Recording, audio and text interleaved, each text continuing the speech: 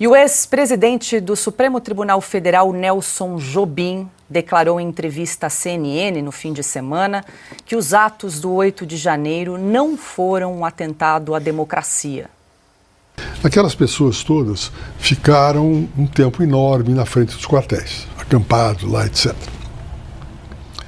Pretendendo que os militares interviessem no governo, ou seja, desse um golpe.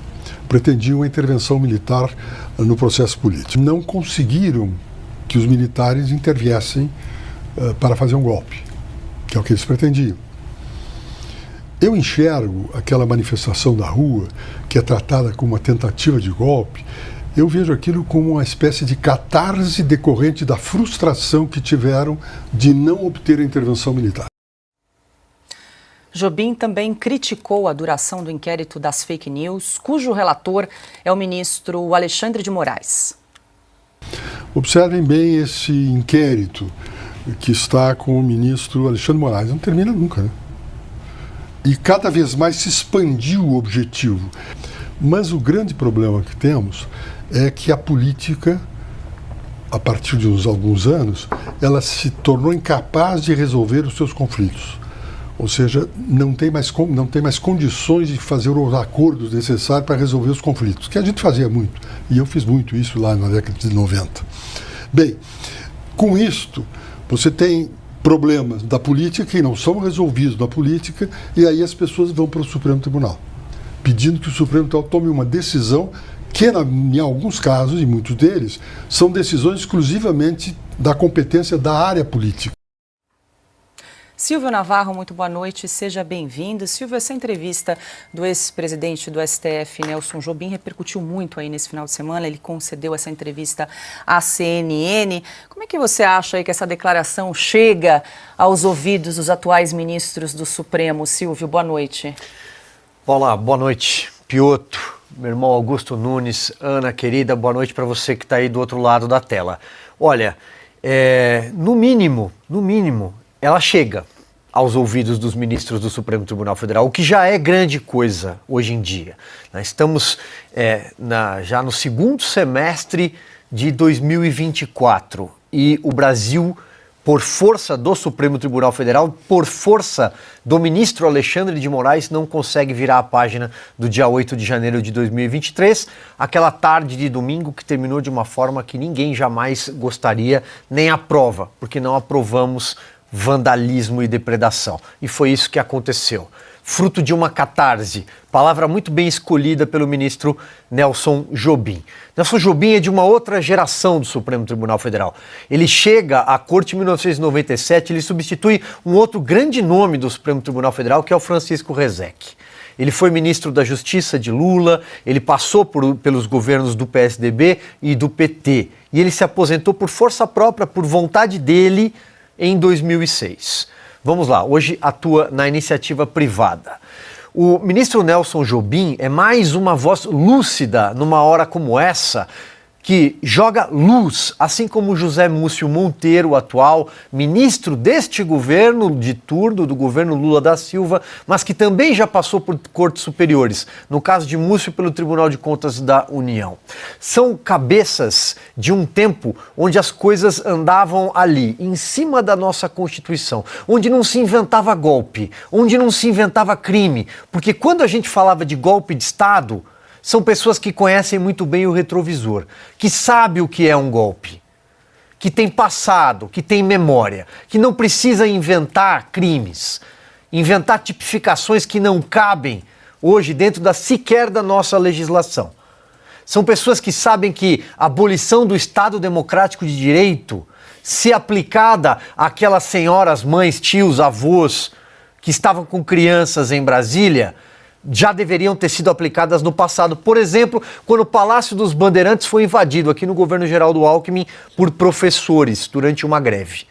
E isso também é citado pelo Nelson Jobim nessa entrevista. Ou quando a Assembleia Legislativa do Paraná recentemente foi invadida pela esquerda.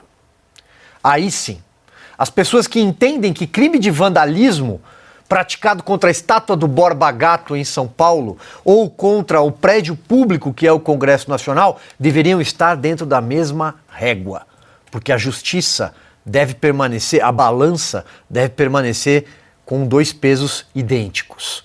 E não condenar uma cabeleireira há 14, 17 anos, um pai de família, ou negar liberdade a uma mulher com câncer, ou aguardar um cadáver estendido dentro do presídio da Papuda, como foi o Clesão. Isso não.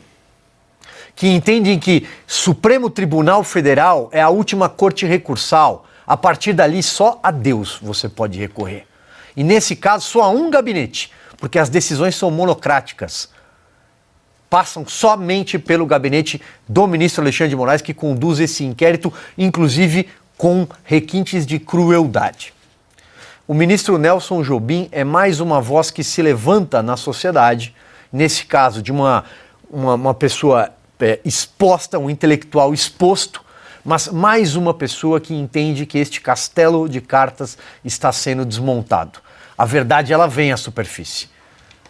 Infelizmente ou felizmente, os fatos se impõem. Nesse caso, felizmente. A pergunta que ficará é quem vai reparar o tempo perdido. Porque todo o resto é passível de se recuperar na vida. Tempo não. Tempo custa muito caro. Ainda mais, por exemplo, para Débora, que está presa e que não está vendo seus 2 filhos com idade escolar crescer. Crianças que estão com dificuldade. Enquanto isso, tem gente cometendo crime de latrocínio. Enquanto isso, tem mulher de traficante de drogas entrando pela porta da frente do Ministério da Justiça ou dos Direitos Humanos. Aconteceu ontem. Era o governo Lula. Ana Paula Henkel, muito boa noite. Ana, seja bem-vinda. Você também concorda aí que Nelson Jobim seria mais uma voz lúcida, como lembrou o Silvio do José Múcio Monteiro, ministro da Defesa, que também teve uma posição diferente em relação aí aos atos do 8 de janeiro, né, Ana? O Nelson Jobim, ex-presidente do Supremo, tocou em 2 pontos. Primeiro, com relação ao 8 de janeiro, né, ao dizer, aspas aqui, enxergo aquela manifestação da rua tratada como golpe, como uma espécie de catarse da frustração que tiveram, e também fala sobre o inquérito das fake news, né, o que ele diz que é um inquérito que não acaba nunca. Já se vão 5 anos aí desse inquérito aberto por conta própria pelo Supremo. Boa noite, Ana. E nesses 5 anos também a nossa Constituição vai sendo atropelada. Boa noite, Paula. Boa noite para todos vocês aí no estúdio em São Paulo, Pioto, Silvio, meu mestre, Augusto. Muito boa noite para a nossa querida audiência. Paula, a questão é que, e agora? Como é que faz a velha e carcomida imprensa que já desde de janeiro de 2023 vem aí cantando, né, entoando esse canto de que foi golpe? Nós temos também uma ex-ministra do Supremo Tribunal Federal que chamou o 8 de janeiro de o dia da infâmia, o Pearl Harbor no Brasil. Como é que fica essa gente, né? Porque não bate. Um homem sério, como você muito bem colocou, ex-presidente do Supremo Tribunal Federal, o ministro Nelson Jobim agora vai entrar na turma dos golpistas? É mais um golpista ou é mais um bolsonarista? Porque tudo que não bate com a narrativa oficial do consórcio, eles imediatamente colocam ali o crachá, né, a pecha de bolsonarista. Ah, é bolsonarista, seja jornalista, cidadão, ou até mesmo para os próprios ministros do Supremo Tribunal Federal, não há lulista, não há dilmista, mas há bolsonarista. Nunes Marques e André Mendonça, quando eles ousam discordar de alguma colocação, o que a imprensa coloca nas manchetes? O ministro bolsonarista. E agora? Como é que fica com o ministro Nelson Jobim dizendo que o 8 de janeiro não foi ataque à democracia? A única coisa que eu discordo da fala dele, Paula, é que quando ele disse que a política pode resolver conflitos e que nós atingimos um patamar no Brasil, ou um cenário no Brasil, que a política não está resolvendo os conflitos e, por isso, o Supremo Tribunal Federal é acionado. Eu discordo, porque o Supremo Tribunal Federal ele interfere sem ser provocado no campo da política. E eu acho que o exemplo mais notório, o exemplo mais óbvio disso é exatamente quando o Supremo interferiu numa prerrogativa da Câmara dos Deputados em relação à prisão ou em relação a qualquer punição para o então deputado Daniel Silveira sobre aqueles vídeos do YouTube. Daniel Silveira, como deputado, estava protegido sob o artigo 53, de que os parlamentares, eles são, né, suas palavras, atos, são todos protegidos e têm imunidade parlamentar, e o Alexandre de Moraes declarou ali, ordenou a prisão do deputado federal Daniel Silveira, ignorando completamente a prerrogativa da Câmara de julgar, né, o seu um deles, né, dos seus.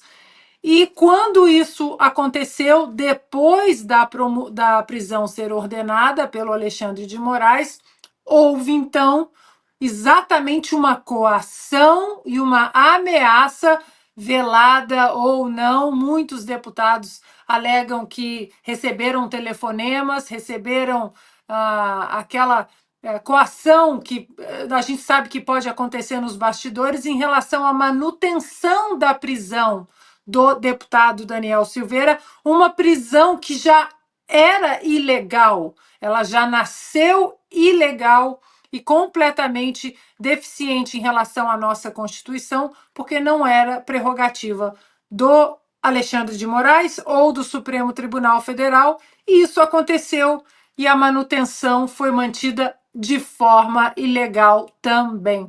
Então, o único ponto que eu discordo aí do ministro Nelson Jobim é esse: a política pode resolver os conflitos, sim, e se eles acontecerem em plenário, que deixe que os conflitos aconteçam em plenário. O problema é que há interferência demais, sem provocação, pelo Supremo Tribunal Federal, como ficou óbvio no caso do deputado Daniel Silveira, que inclusive está preso ilegalmente até hoje, mesmo depois do perdão presidencial, como nós sempre comentamos aqui. Augusto, no outro momento durante a entrevista, o Nelson Jobim falou que o caso do 8 de janeiro se tratou aí de destruição de patrimônio público e disse o seguinte, aspas, para o Jobim: você lembra que aqui em São Paulo, quando invadiram o Palácio do Governo, acho que o Geraldo Alckmin, ninguém falou em atentado ao Estado Democrático de Direito, fecho aspas. Sim. Aí para um trecho do Jobim.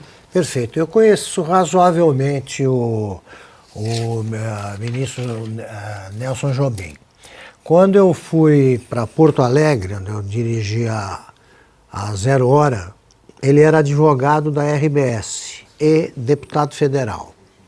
É um político daqueles que se elegem com poucos votos, porque não tem redutos eleitorais. Ele era votado em todo o Rio Grande do Sul. Então é o tipo do deputado que pode agir segundo as suas próprias ideias ali. Não tem muito pedido regional, miudezas a atender. É um jurista. Eu estou à vontade para falar dele porque eu já perturbei bastante o Nelson Jobim, quando ele foi ministro da Defesa, né, do Lula, e começou a posar com aquela sucuri de quartel. Todo mundo vai para a Amazônia e fica com aquela sucuri no colo. Aquela sucuri é um doce, não tem perigo nenhum, pode dar para qualquer criança. Então comecei a chamá-lo de Jobim das Selvas. Tinha o Jim das Selvas, que era o Tarzan aposentado, né? O Johnny Weissmuller, quando ficou mais velho, foi ser Jim das Selvas. Então eu falava Jobim das Selvas. Mas a minha relação com ele hoje, sobretudo, é muito, muito cordial. Pois bem, ele é um tremendo jurista e um tremendo político. Ele não fala por acaso agora. Ele é um dos personagens que sabem que a anistia provavelmente, ou quase que inevitavelmente, vai servir aos ministros do Supremo. Ele está fazendo uma advertência, como ex-deputado, aos deputados que provocam decisões do Supremo, que levam né, o caso em que o projeto que eles foram derrotados, vai para o Supremo discutir, decidir. Então ele está falando também para esses deputados. E está dizendo o seguinte, olha, ocorreu um crime, tá bom, talvez tenha que prender gente, punir pessoas por depredação. E cita muito apropriadamente o caso da depredação de parte da sede do governo paulista. Não passou pela cabeça de ninguém achar que aquilo era uma ameaça ao Estado Democrático de Direito. Eu gosto desse tipo de manifestação porque, e foi o Silvio que citou o Rezec, né? Pessoas como o Rezec, ex-ministros como o Rezec, como os que atuaram no Mensalão, esses ministros, pena que o Paulo Brossard tenha morrido, um grande ministro, nós temos vários aí.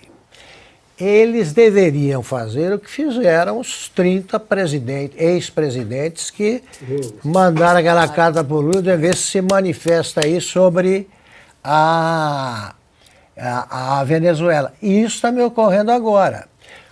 Ele tem cacife para isso. Há vários outros que podem ajudar com esse tipo de declaração, porque esse não pode ser chamado de bolsonarista. Esse não, ele é só um político, ex-político, muito competente também como na iniciativa privada, como um empresário, né? Um conselheiro sobretudo. E é um jurista de primeira categoria. Eu vi ele em ação como advogado da RBS, ele é realmente muito competente, conhece a lei. Eu sugiro que mais ex-ministros pensem nisso, porque eles têm autoridade para dar conselhos a essa turma que está lá agora, porque no tempo deles não houve nenhum tipo de insegurança jurídica. A verdade é essa. Naquele tempo, o Gilmar Mendes jogava no sub-20 e ainda não tinha sido aprovado aí para fazer teste no time principal, né? Ele não tinha muito o que falar, não, no meio dessa turma. Eu acho que os ex-ministros do Supremo devem fazer isso para socorrer também os atuais ministros do Supremo. Augusto, enquanto você comentava, a nossa produção rapidamente foi buscar uma foto, um registro do Nelson Jobim segurando aí. É a sucuri do quartel. É essa famosa? É essa, pode pegar que não tem problema nenhum. O Jobim é grande. É o que reclamou uma vez, não tinha redes sociais ainda tão como hoje, acho que nem tinha, mas saiu nos jornais que ele reclamava que os assentos, porque o ministro do Supremo viajava de avião convencional, como todos os outros brasileiros. E ele reclamou porque ele é um cara alto, né? Ele é bem alto, né? Grande. E ele falou assim, mas a poltrona não cabe meu joelho ali, bati o joelho na frente. Hoje os ministros não sofrem mais disso, não porque as poltronas ficaram mais distantes umas das outras, é porque eles viajam nos jatinhos da FAB. Mas, Paulo, só me permita juntar ao Augusto nesse ponto, é disso que nós estamos falando há bastante tempo aqui. Que essas pessoas que conhecem a República Brasileira, que conhecem os valores da República Brasileira, estes que nos trouxeram até aqui, ou que nos trouxeram até antes da gente ver e que nos fazem reclamar do momento atual, precisam se juntar. O Nelson Jobim abre uma porta gigantesca para que mais se juntem a ele e está dizendo aos ministros, os que já estão discordando desses abusos do Supremo internamente, se sentirem mais autorizados a fazer, nem precisaria, mas enfim. E mais que isso, ele está dando, inclusive, como político que foi, ele foi deputado constituinte. Tem um documentário sobre o Ulisses Guimarães que ele dá depoimentos do Ulisses assim, além de tudo, é um contador de histórias competente, né? Ele conta sobre o doutor Ulisses. Mas é importante ele dizer isso, porque nós só queremos que essas pessoas se juntem para defender só o Estado democrático de direito, porque é tudo que nós não estamos vivendo hoje. Ele cita os casos, ele não se furta na entrevista a citar o caso da Débora, a citar o caso aqui da invasão da sede do governo de São Paulo, ele não se furta a mostrar os abusos e as idiosincrasias que você tem hoje. Ele faz isso, faz questão de dizer. Mesmo a Ana citou da questão ele diz assim, a política perdeu a capacidade de resolver seus conflitos, mas logo na frente ele diz assim, na minha época a gente mandava de volta, isso é assunto interno da Corporis, voltem lá. O problema é que agora o protagonismo do Supremo é tão grande, o desejo de ser poder moderador, qualquer coisa que chegar lá o ministro pega e dá uma liminar. Veja bem, Piotr, ele tranquilamente, tal, com um jeito de que não está falando o que ele está realmente falando ali em código, é o seguinte, o Supremo é uma corte constitucional. Sim, é isso. A certa altura ele diz, olha, interpretar o que diz a Constituição é fazer uma nova lei. É isso. É fazer uma nova lei, não é para agir assim. A gente decide, isso aqui é constitucional ou não. Só. A decisão não é deles. Se o que fazer com esse processo, vamos fazer isso e tá. Então, acho muito importante essa intervenção. E ele dá, em uma linha, Paula, e ele dá, assim como outros já deram, o caminho das pedras. É claro que a anistia é o caminho mais razoável, é uma solução que o Augusto repisa isso sempre, que a anistia é inclusive uma saída para o próprio Supremo. Mas o que nós estamos ouvindo dessas pessoas que estão com a cabeça no lugar é remeta todos os casos aqui tipificados para o juiz de direito, que não é o Supremo Tribunal Federal. Ninguém aqui tem foro, né? Ninguém tem prerrogativa de foro. Então, remeta os casos para as instâncias inferiores, lá o juiz decide, né? Se livrem dessa encrenca que vocês mesmos arrumaram.